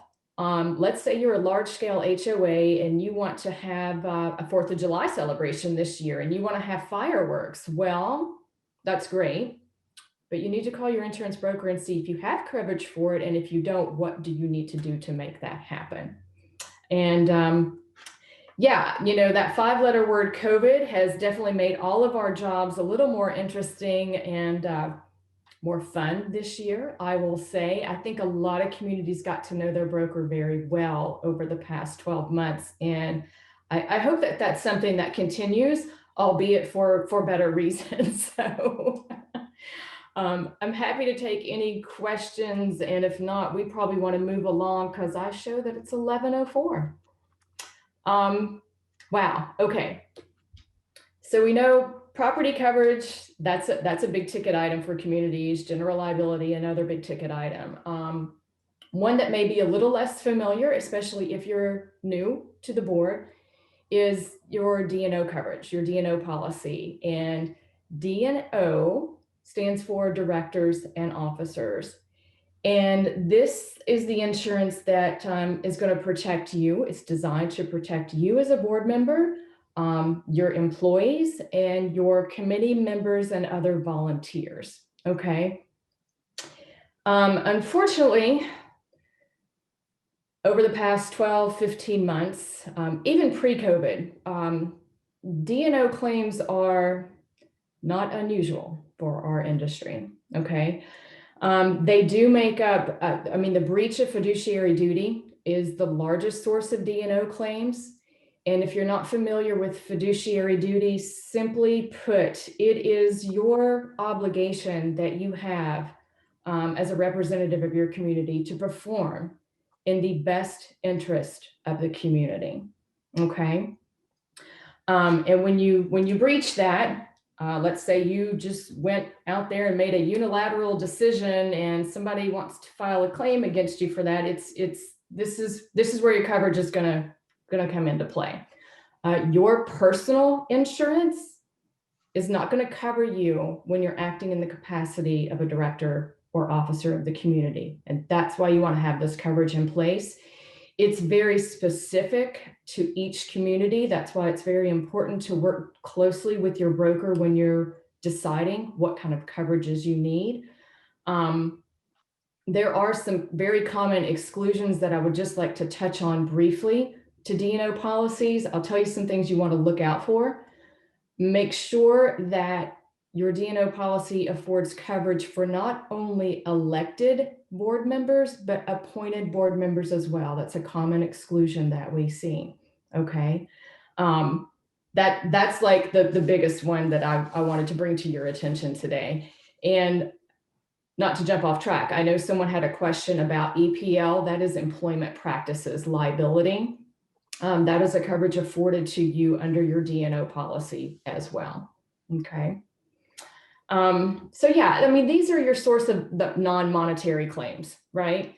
And these are where, you know, homeowner got upset because maybe you didn't apply that pet policy fairly and equitably across the board, or perhaps they're angry that you let somebody paint their front door pink and the rules don't allow for pink, right? So I think those are some great examples, again, at a high level, because we could spend all day on these about D&O claims. I will touch briefly on how the COVID environment has impacted D&O claims. There's definitely been an uptick in this, and the primary source of COVID-related directors and officers claims comes from communities simply not having a plan to manage COVID. I mean, hopefully everyone on this call has avoided that and will continue to do so as you move forward.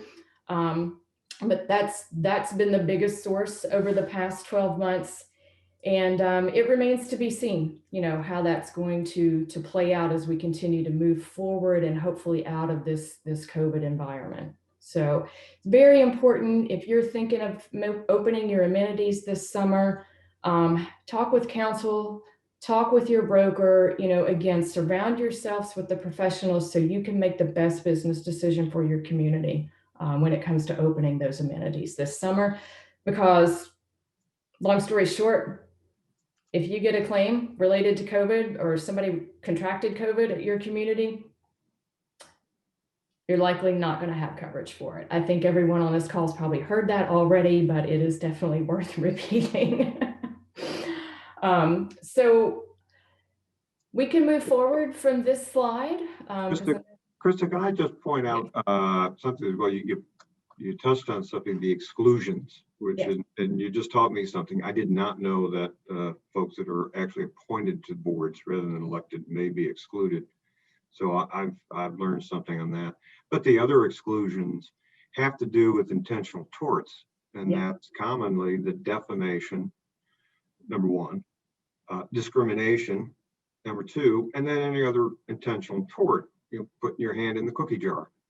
And those three things, insurance companies are not going to provide indemnification coverage for. And that's because you don't mistakenly defame someone. Under the law, you intentionally do it.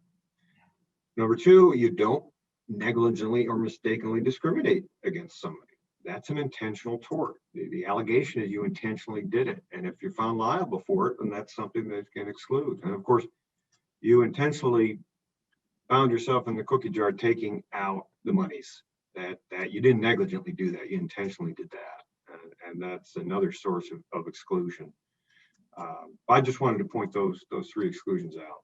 Yeah, thank you, Kevin. Yeah, it's equally important to make sure that your D&O policy provides coverage for not only your present board members and volunteers, but your past as well.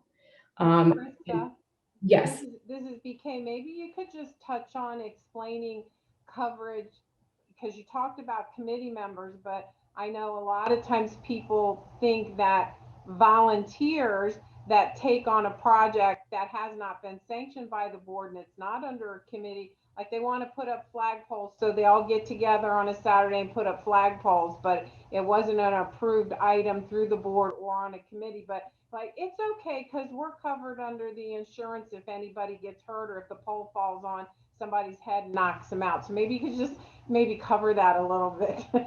Yeah, very, very quickly. Yeah, that's not something that's going to be covered by your D&O policy. D&O does not include coverage for bodily injury. There are certain carriers that will offer volunteer accident policies, fairly minimal expense. So that may be something you want to consider if you've got an active committee structure, meaning they are out there doing the hands-on work themselves. And sometimes you do see that at the self-managed communities, right? And I also wanted to touch on, was that sufficient, BK? Okay. There was another great question coming in. How do we get coverage for appointed board members? Again, go back to your broker and ask them, does my current D&O policy exclude or does it include appointed board members? If it does, if it excludes them, say, I want to have them included. I don't want to have that gap in my coverage. They can get the coverage. It is out there. And this slide, I'm not going to spend more than 1 minute on here. These are just some examples of other claims that impact community associations, some of which we already touched on, such as the architectural violations. So I'm going to let us move along. We've got 12 after 11 right now. So what do we have next? The attorneys. All right, Ellen and Kevin, go for it.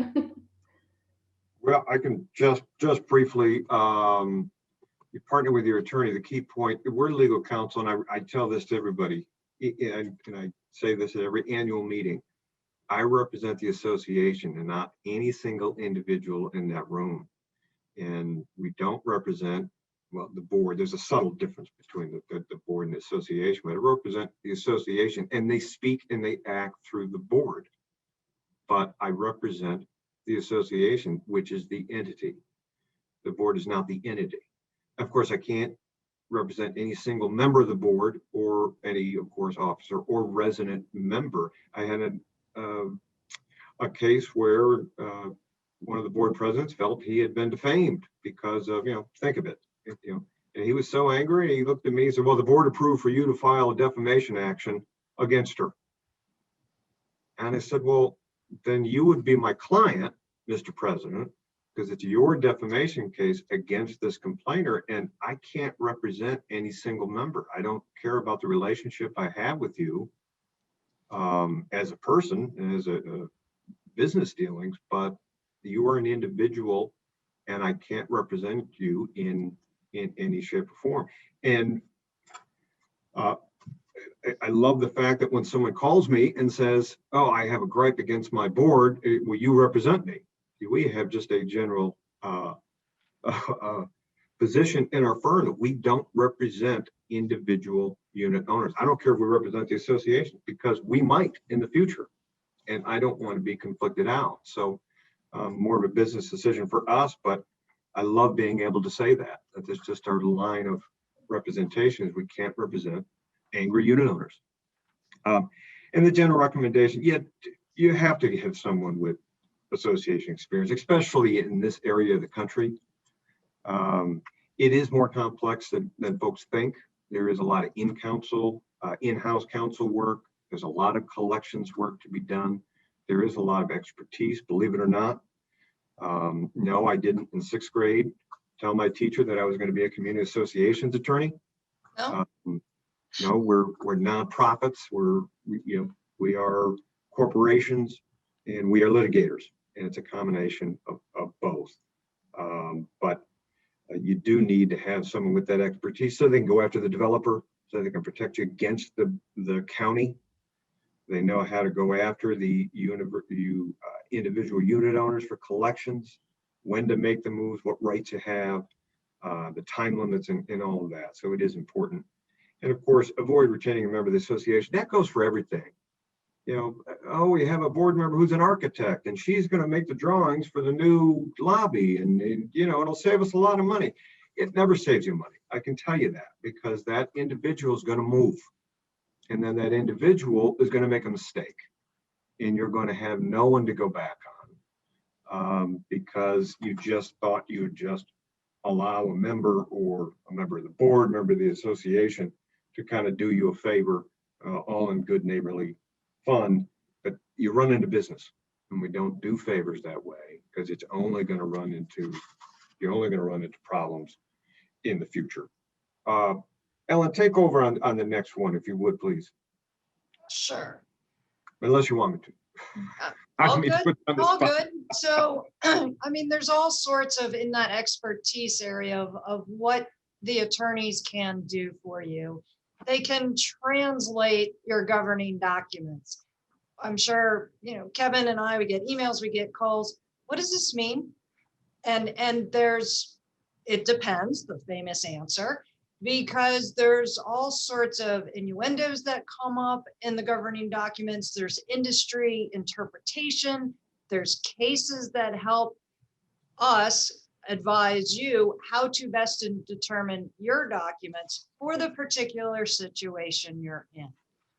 That gives rise to our legal opinions and the context. Facts are absolutely critical from you. We need clarity there. And then we bring in the case law, your documents, all the corresponding cases and experience that has been developed over the years, because we're both 15 now, right, Kevin? I am. Mm-hmm. Yeah. That's right. So we also have the option to attend those meetings.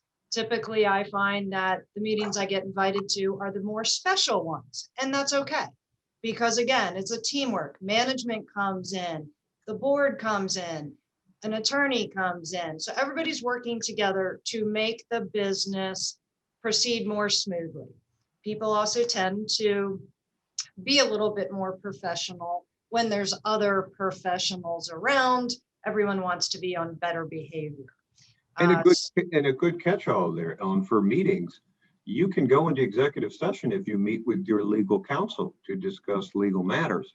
And if you have a difficult issue that you want to discuss in private, in executive session, sometimes that's the way to go. It may not neatly fit under that particular, any of the things that we articulate in the statute of going into executive session, but there is a catch-all of having to meet with legal counsel because, well, you think you're in trouble and you need to talk privately. So take advantage of that. sometimes. It really can be very useful. But remember, you're only supposed to be talking about that particular thing that you announce to the association on which you are going into executive session. You don't talk about everything under the sun. That's not the purpose. Right, right. Obviously, we, as Kevin also mentioned, the dealing with collections and the expertise of knowing our favorite for everybody, the Fair Debt Collection Practices Act. So those letters are written very carefully. The procedures are followed very carefully to protect the association and its business. Litigate, enforce those deed restrictions that might come up and become an issue to be addressed. Obviously, we can attend court for you. Management usually comes in as part of the team as the witness. Sometimes we might need a board member to come in with personal knowledge, depending again upon the particular case. This is coming up right now. Help attend or help prepare all the documents for your annual meetings. The favorite is the secret ballot. I think that makes everybody go, oh, great, here we go. Another layer of complications, but that may be a time to reach out and have your attorney work even a little bit more closely with the board and with management. Those rules that Kevin mentioned, maybe it's time to take a look at those rules because you're not enforcing half of them. Get rid of those half, but there's one or two you want to add in because that will help your community run a little bit more smoothly and ultimately make it an easier job for the board. So those are some of the aspects that the attorneys can do. And just one thing on the representation to pursue collections, and I don't know whether you'd necessarily agree with me on this, Ellen, but you would agree that it's a very important aspect of it. It is your lifeblood. You do need someone to vigilantly go after folks. But sometimes associations represent a firm just to do that. There's nothing illegal about that. And there's nothing to say you're not exercising your fiduciary duty in doing that, because maybe they could do it at a less of a cost. But I typically see that you got to watch out for that disconnect between your in-house counsel and then those that just do your collections, because sometimes you don't tend to look. I've just seen that you don't seem to keep such an eye on collections as much if you have just a separate firm doing the collections part of it.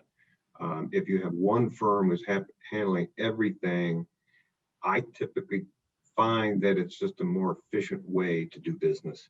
Again, nothing illegal about it, and not trying to make necessarily a point for ourselves, but I'd like to keep everything under one house. I think it's more efficient and you get better results typically out of collections. That's just my one point. This is BK. I just wanted to add where you had talked about choosing an attorney whose expertise is in community association law. The advantage of that is that those particular attorneys are keeping their pulse on all the legislative changes that come through that are affecting the association. So when Ellen talked about, updating the rules or making changes, they're going to know what has come or what's coming or may come. So when you're talking about those rule updates or changes, they can also advise you on that. So I think there's a great advantage to having a community association law firm that's specific to that, because their pulse is in the market that we are in to be able to assist us. That's a very good point. So there we go. I was just about to say, I'm sure we're going to get a wonderful reminder from Stephen that we've gotten to the point where it is the end of our time. Stephen, I guess we will give this matter back to you. I think I appreciate it. And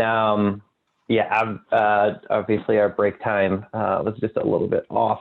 I do think though we have 5 minutes left, and maybe we just want to end in getting through the communication part, because I know that's been a popular topic today, and there have been some questions. So Mac, would you mind taking just a few minutes? I think these were your slides, and we can just kind of talk through communications, and then we can leave a couple minutes for questions and answers. Sure. So Stephen, I'm going to ask you a favor. When I get to talking, I get on a roll, right? So I just need you to jump in and say, Mac, now we're going to do Q&A, okay? Please don't be shy. All right. So what do we think in terms of, we talked about effective communication between the board and the residents, and we talked about effective communication between the manager and the residents, but there's two key components here that need to be effectively understanding where each other are. The board and the employee management company, right? These two need to be simpatico. So how do we make sure that those two bodies, those two entities are effectively communicating? I say it is an agreed upon service level that establishes certain communication standards between the service provider and the policymaker. So what does that look like? The deliverable of standards from the management company to the association, which is our client. And these come in different types of forms.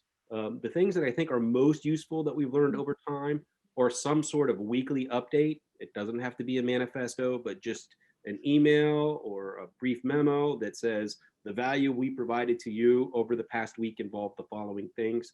This creates a communication loop between the management company and the board that this is what I'm working on, these are my priorities, these are what the open items are, this is what I need from you. It also offers up the opportunity for the board to feed back on the communication loop, like where are we on the following things. An after meeting report, people call them different things, but this is, we met last night, and based on last night, this is what I'm focusing on. And there's different templates out there and forms, and different companies do it different ways, but the idea is to set the stage before you're waiting for the minutes to what it is I'm actually doing for the next month. And are you and I on the same page? Tried and true classics, task lists and contract lists. This is what we got to do. These are the people we have agreements with, and these are their due dates, right? These effective management companies and effective managers have these simple tools. And then a simple 1 to 2 page document, we call them association facts, different companies call them different things, that are the basics about the community from the perspective of the management company. Dues, late fees, cutoff date, how many homes, when's trash day, like that. Just a 1 or 2 page document provided to the board that's updated on some frequency by the management company that establishes what the client actually looks like from the management company's perspective. We talked about effective communication between the board and the homeowners and what that looks like in terms of the how, but what does it look like in terms of specifics? Like, how do you do that effectively? I think that you have to agree upon the frequency of communications.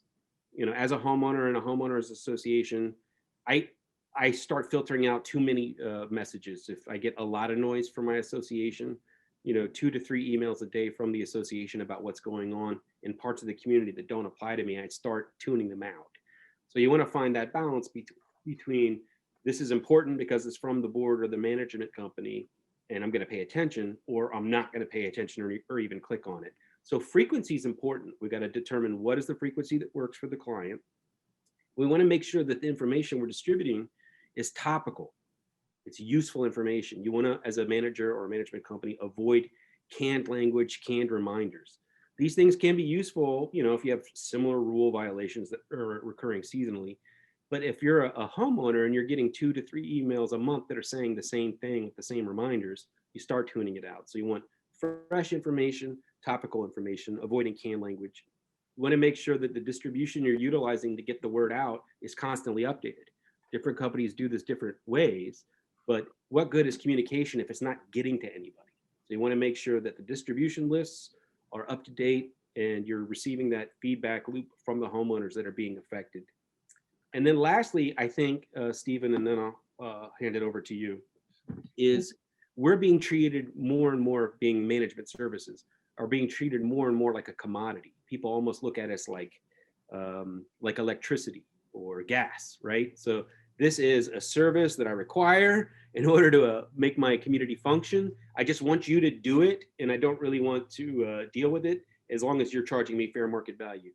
So how do you effectively manage from a service perspective if you're viewed as a commodity? I think the two things that we're seeing come to the forefront and that me and my competitors are trying to accommodate are self-service portals, right? So just log in here, here's your account, here's all of the information we think you want. This is how you contact us. You can do all of the information seeking and communication that you want from your own self-service portal. You don't even have to deal with us if you don't want to. Being treated, the management services like a commodity seems to be a popular move. And lastly, anticipate what is the information that homeowners want. They want their governing docs, they want the resolutions, they want minutes, they want financial statements. Just beat them to it and put all of the information up on some sort of publicly accessible portal so that people can service themselves with knowledge. Stephen? I beat you to it. You got me off guard there. Thanks, Mac. That was a perfect, great way to wrap up the presentation today. We had one question come in, and that is, what are the legalities of an email communication to board members, or are there legalities of emailing board members? I don't know if Mac or Kevin or Ellen, you want to. It's a general question, but it just brings up a point to me. Email is a paper trail, and if you don't want to read it on the stand in the middle of a trial, then don't write it. It's the Bill Gates rule. Yeah, Kevin, I'm wondering if they're thinking, does that have the same application as attorney-client privilege?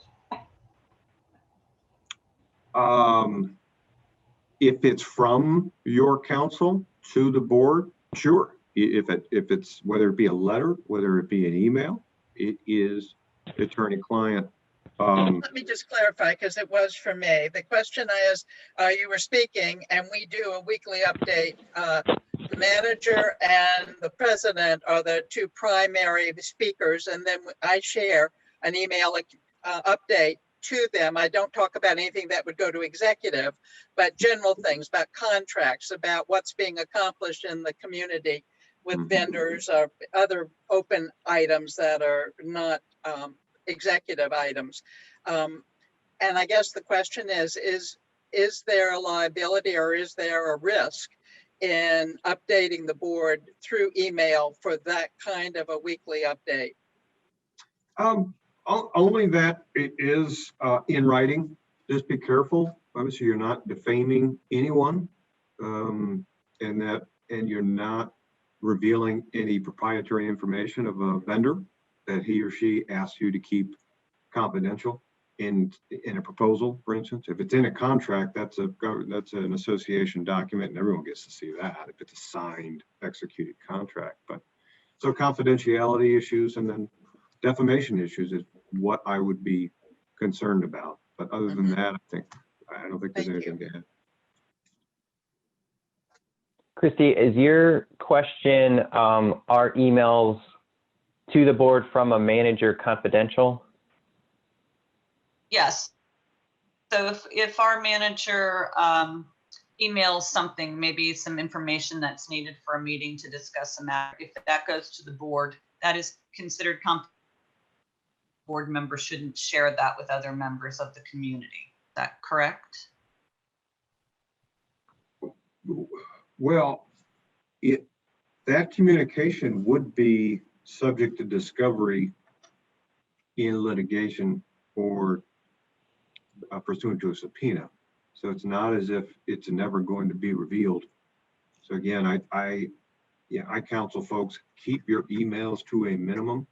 If the board and or management and the board find themselves talking about proposed contracts and going back and forth of, well, what does this provision say? You know, and he told me this about the contract. Somebody stop and say, look, put that on the agenda for the next board meeting and let's discuss it then. Well, this was a pool reopening plan that hadn't been fully discussed. It was, the background information, and one member shot it out to his friends.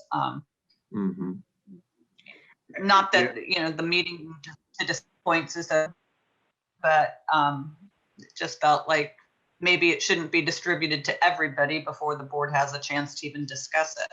I would agree with you, but in terms of confidentiality, I don't know if there's any specific category we could say that was confidential and it shouldn't have been revealed. You were cutting in and out, so I maybe didn't get all the facts, but Thank you. yeah, it is something in draft form, for instance. Yeah, you don't want to share that with the membership until you really hammer it out. Great, So thank you. If you need to talk to board members in between, what's the best way? Snail mail, face to face? What's the better route than emails? That's a good question, but remember, the business is to be done in an open meeting, and the association is to be able to see how the sausage is made. The board meetings are not designed to be just the play, right? The performance, and there was a dress rehearsal with all these emails back and forth and discussions at Starbucks and all of that. The board members really shouldn't be talking about board business outside of the board meetings as much as they can avoid it. Especially don't get together in the number of a quorum and go have coffee together and talk about board things. That's just inappropriate. I hope that answered your question. Oh, I don't like the answer, sorry. So I guess the same would hold true Who's when going to do the walk around this week? Those are the kinds of questions, those are everyday business that have. No, if it's procedural, yeah, if it's procedural, and is anyone available on Monday for a board meeting, or I have to change the board meeting, or who's going to do the business, the walk around on Monday? I've got to leave town. I'm okay with that. That's just procedural type stuff. But when you're getting into thoughts of members and whether or not you're going to be doing things or considering business, that's when it gets hairy, and I don't like it. Thank you. Sure. So if the board's calling it a work session and meeting, does that need to be open for the residents to be part of that work session? Yeah, in my mind, the meetings have to be open. And in fact, the Virginia Condominium Act actually said there shall be no meetings or informal work sessions of the board. The Maryland acts do not say that precisely, but the spirit of it is, and the intent of it is, you're to be able to watch the board hammer things out, unless it's one of those executive session bullet points that they get to go into, including meeting with council, as we mentioned before. Okay, so we'll just do two last questions here. I know we're a couple minutes over. Thank you, everybody, for staying on. We had one question, again, staying in the lines of communication. Then communicating with homeowners, is snail mail still the only official way to send notices? And can an association provide a form to all homeowners to opt out of snail mail and opt into email notices? Well, generally, your mail is the official communication method. You can add on email blasts and newsletters. Maryland does have a provision in the statute where you can coordinate electronic communication of notices. So take a look there. That may assist you in getting to that quicker level that people do just today so naturally versus what seems to be a little clunky in that mail with the USPS system. So I would comment as to that. Thanks, Ellen. And then lastly, how should the board solicit homeowner ideas on issues being discussed? And I think this kind of goes back to email, or does this need to be any kind of official notification from the board?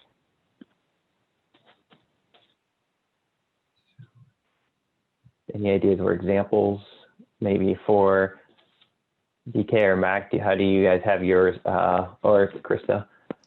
Yeah, I can just add a quick note. I mean, if you're talking about discussions that the board is having during their meetings, I think that's, solicit members' opinions during the open forum, whether you're doing it at the beginning or the end of the meeting. Another idea is if you've got a really hot topic going on in your community, perhaps considering having a town hall meeting where you are there, you're inviting the membership to discuss just that one specific topic. I think that's a great way to get feedback from your community.